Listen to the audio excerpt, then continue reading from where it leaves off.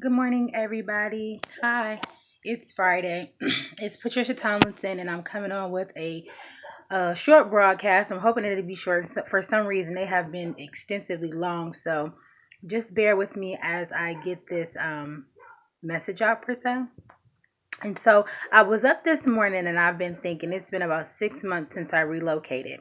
And so when I came into this territory, I thought that I had a plan that I presumed was going to work. And so I went and I shopped around and I talked to different people and tried to strategize and talk about this business that I know is going to work. It's not a doubt. I know that this business is going to work. But then I started to notice that as I talked to them, like somewhere during the conversation, their face would look weird. They would get this funny look on their face. And they said, okay, well, we'll call you back because we're going to network. I never heard from them again. Some people I would see them around, they would say, hey, how you doing? But then it seemed like they would scurry along as though they didn't want to talk and I was like, well, Lord, what is wrong with me? And so over time I noticed that this continuously continued to happen. It just continued to happen. And so today, once you do all that and you're scurrying and you're moving, all of a sudden you just have to take a moment and you sit down. And you sit down because you're tired. You've run around, you've tried to shop your vision around or express to people what you're going to do, all in hopes that they won't actually steal what you're doing because you're in the foundation moments of building, which means that it has not yet come up. You're still on ground level. So you know that you have to be careful because there are people that are already in position that can possibly steal what you have. And so I wouldn't give all the details about everything. I would only give some information. But it was a lot of questions. But I tried to maintain discretion as far as what I was doing exactly to the T.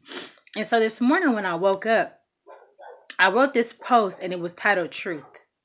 And it's funny because I had to come to a truth about myself.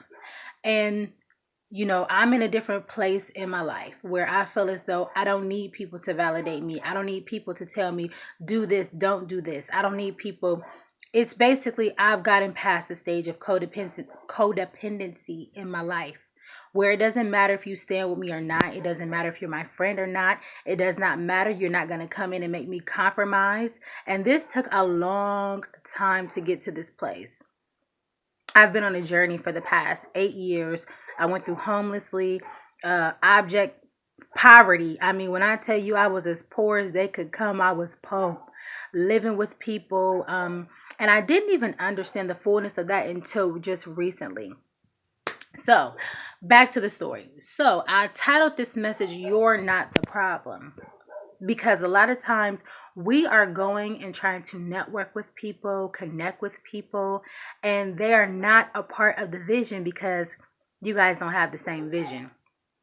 And so it took me until today to get really frustrated. Like, what is wrong? What am I doing wrong? I had to sit down and ask myself a question. When I asked the question, I got the answer. It wasn't what I was doing wrong. It was who I was trying to do it with. Do you understand that there are some organizations, there are some people, there are some things that you are not meant to connect with?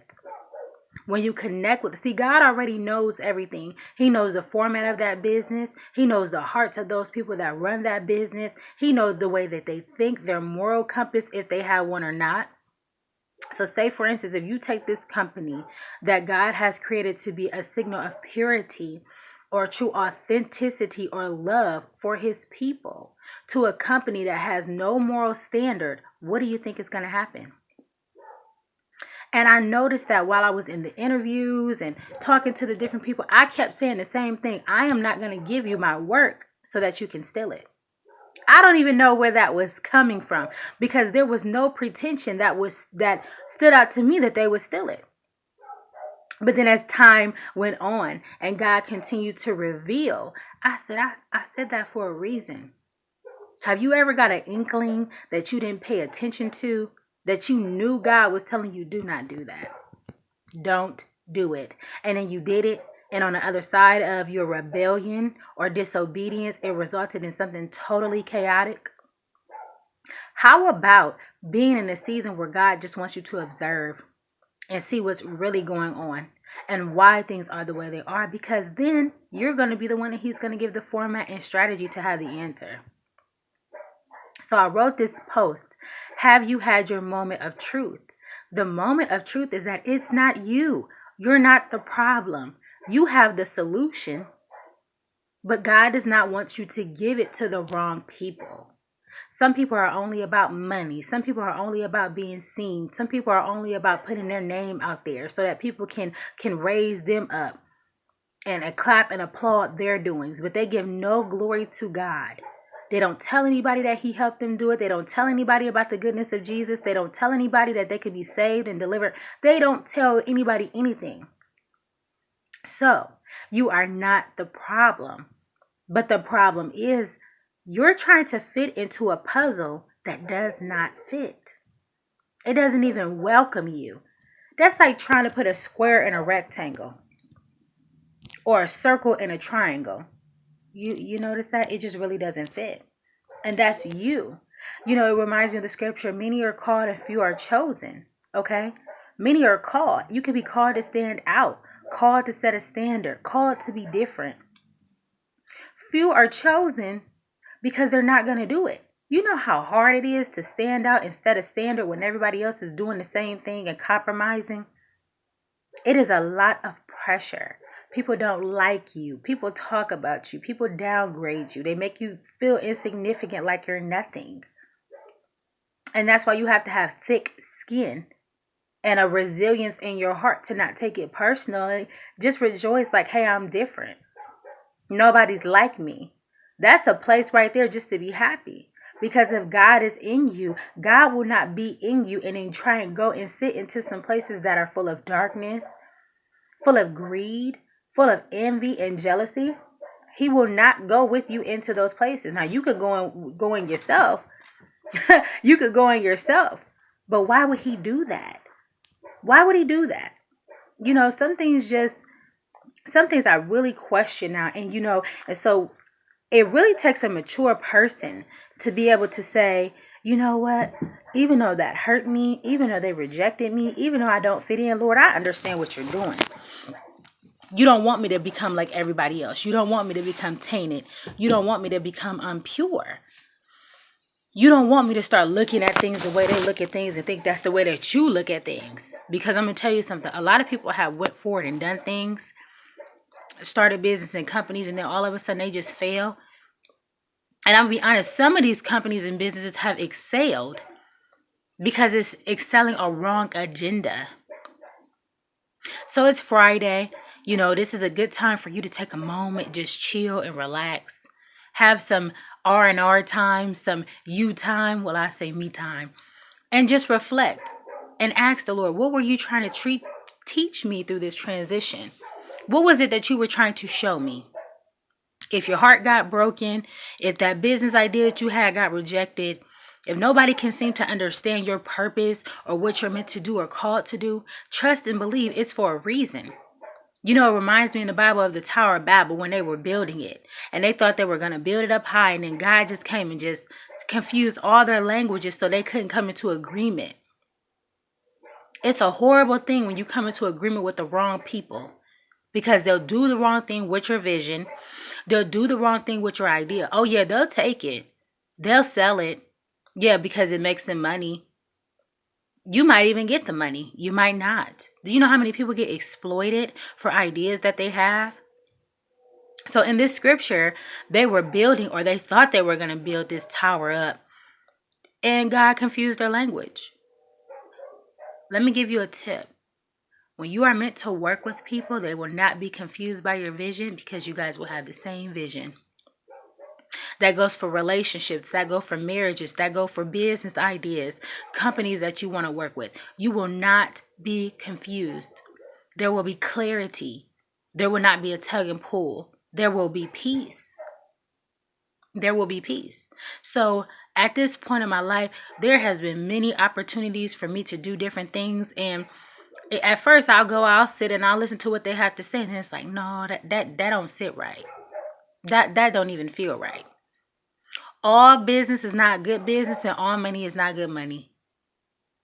It says the blessing of the Lord come and add no sorrow. In the end, some of the things that people do, eventually it makes them sorrowful. Like, dang, why did I do that? Why did I express my whole idea of everything that I wanted to do with them? Why did I do that? You know? And then in the end, you've either lost the idea, a friendship or relationship has completely tanked, it's no more. We have to really start getting to the point where we sit down, take a moment to think about why we want to work with certain people. And then you can ask them, why do you want to work with me? Is it because you think I'm going to make you money? I mean, you don't have to say this, but why do you really want to work with me? You have to ask, what am I going to get out of it? But more importantly, what am I going to have to give into it? Is it going to make you have to compromise your standards, your morals? Are you going to end up having to sleep with somebody? Are you going to have to end up stealing something? What is it going to cost you? All money is not good money. And a lot of people that have money do not sleep peacefully at night just for that purpose. Because they've compromised themselves and done something that they wish they never would have done, and they can't take it back because now they're caught up. Now they signed the contract. Now they not only have ownership over you and your product, but they have ownership over you. You know, contracts are serious, especially if you do it for 2 to 4 years. Who has 2 to 4 years to be in the wrong and be sitting in there trying to fight to get out of it? So today, take a moment, breathe and relax. Don't force your way through something that is really not designed for you.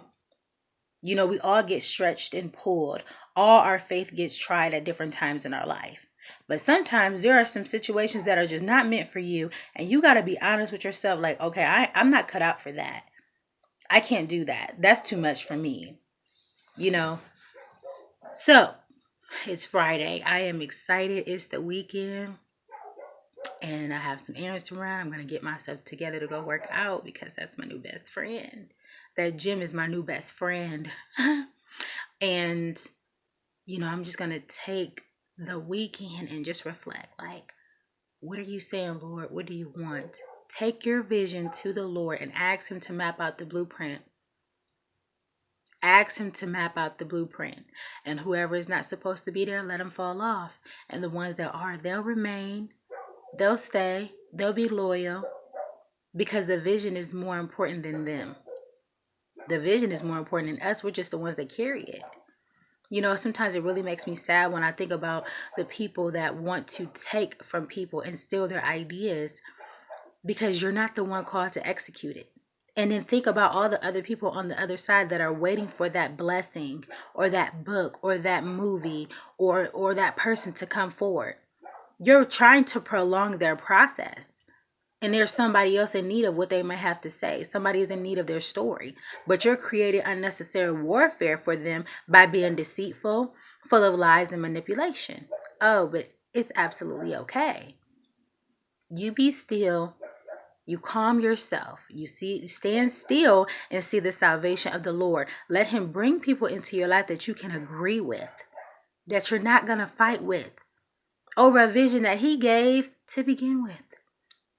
So, I love you very, very much. I thank you to everyone that likes, comments, shares, and subscribes to this channel. I pray today that you receive some type of encouragement. If you feel as though someone else is going through this, share it with them.